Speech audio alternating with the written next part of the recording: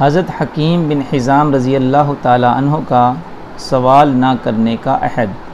हकीम बिन Hizam रज़ी अल्लाह ताला अन्हो एक सहाबी हैं। हुज़ूर सल्लल्लाहु अलैहि वसल्लम की खिदमत में हाज़िर हुए, कुछ तलब किया, हुज़ूर सल्लल्लाहु अलैहि वसल्लम ने अता फ़रमाया। फिर किसी मौका पर कुछ मांगा, हुज़ूर सल्लल्लाहु अलैहि वसल्लम ने फिर मरहमत फ़रमा दिया।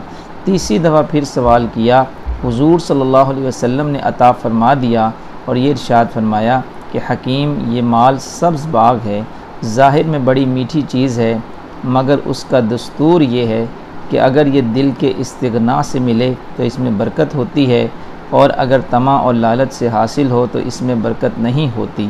ऐसा हो जाता है जैसे जूल बकर की बीमारी हो कि हर वक्त खाए जाए और पेट ना भरे। हकीम रज़ी अल्लाह ताला अन्हो ने अर्ज़ किया, या रसूल अल्लाह सल्लल्लाहु अलैहि वसल्लम, आपके बाद अब किसी को नहीं सताऊँगा। उसके बाद हज़रत अबू बकर सिद्दीक़ रज़ी अल्लाह ताला अन्हो ने अपने ज़माने खिलाफत में हकीम रज़ी अल्लाह ताला अन्हो को बैतुल माल से कुछ अता फ़रमाने का इरादा किया। उन्होंने इनकार कर दिया। इसके बाद हज़रत उमर रज़ी अल्लाह ताला अन्हो ने अपने ज़माने खिलाफत में बार बार इसरार किया, मगर उन्होंने इनकार ही फरमा दिया। फ़ायदे में शेखुल हदीस रहमतुल्लाह लिखते हैं, यही वजह है कि आजकल हम लोगों के मालों में बरकत नहीं होती कि लालच और तमा में घिरे रहते हैं।